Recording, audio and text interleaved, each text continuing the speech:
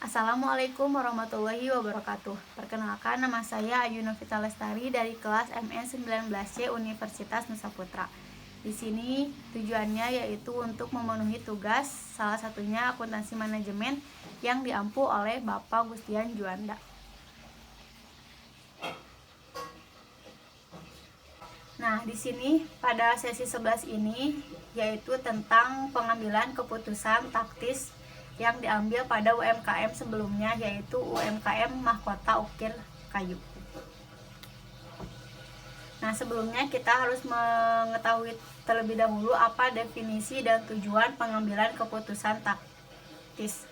Pengambilan keputusan taktis atau biasa disebut dengan tactical decision making adalah pengambilan keputusan dengan memilih dari beberapa alternatif dalam waktu yang singkat. Nah, misalnya menerima pesanan khusus dengan harga yang lebih rendah dan harga normal untuk memanfaatkan kapasitas yang masih menganggur. Nah, tujuannya juga yaitu pengambilan keputusan memilih strategi atau alternatif sehingga keunggulan bersaing jangka panjang dapat tercapai. Nah, di sini poin yang pertama dari pengambilan keputusan taktis yaitu kita harus mengetahui terlebih dahulu latar belakangnya. Nah, Mahkota Ukir Kayu menghadapi produksi yang dikeluarkan yang menekan kapasitas fasilitas dengan sisa 3 tahun dalam masa sewa mereka. Nah, dua alternatif yang layak dipertimbangkan adalah menyewa gedung tambahan untuk pergudangan dan produksi outsourcing. Nah, biasanya di sini CFO untuk menyiapkan laporan biaya rinci untuk alternatif ini sudah dipersiapkan. Nah, menerapkan model taktisnya terdapat beberapa langkah. Yang pertama yaitu tentunya masalahnya. Kita harus mengetahui dulu masalahnya. Dan yang kedua, identifikasi alternatifnya. Salah satunya yaitu pertama meningkatkan kapasitas pergudangannya. Yang kedua, membangun fasilitas baru. Ketiga, sewa fasilitas besar seperti sewa fasilitas saat ini tentunya. Nah, yang keempat, sewa fasilitas tambahan. Dan yang kelima, sewa ruang gudang. Ataupun yang keenam, beli poros atau bashing atau kosongkan ruangan seperti itu. Nah, di sini di UMKM Mahkota Ukir Kayu itu terdapat biaya terperincinya, yaitu produksi mahkota kayu memperkirakan biaya produksi alternatif 4 dan 5 yang layak ada sebagai berikut. Di sini kan ada poin 4, variable cost-nya itu Rp690.000.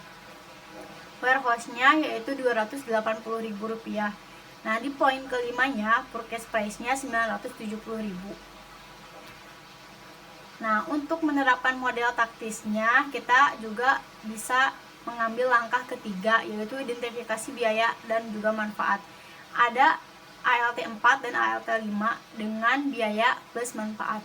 Sedangkan di langkah 4, yaitu total biaya dan manfaat yang relevan. ALT 5 dan ALT 4-nya pun sama, yaitu biaya plus manfaat yang relevan. Nah, langkah 5-nya yaitu menilai faktor kualitatif.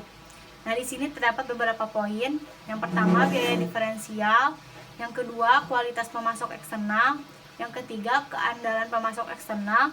Yang keempat, stabilitas harga. Dan yang kelima, hubungan kerja dan citra komunitas. Nah, di langkah ke-6 pun ada buat keputusan lanjutan produksi dan sewa gedung. Nah, di sini tuh kayak keputusan terakhirnya gitu. Nah, disinilah terdapat biaya terperincinya. Produksi Mahkota Ukir Kayu memperkirakan biaya total yang relevan sebagai alternatif yang layak 4 dan 5 berbeda. Nah, ALT-nya itu Rp430.000, sedangkan yang ALT 5-nya itu Rp970.000. Jadi diferensial cost-nya Rp40.000 dong perbandingannya. Nah, meskipun biaya alternatif 4 melebihi biaya alternatif 5, faktor kualitatif lebih besar daripada masalah biaya, Mahkota Ukir Kayu harus menyewa gudang dan memproduksi poros dan bashing secara internal, seperti itu. Cukup sekian presentasi dari saya. Mohon maaf apabila ada kekurangan, kurang lebihnya mohon dimaafkan. Wassalamualaikum warahmatullahi wabarakatuh.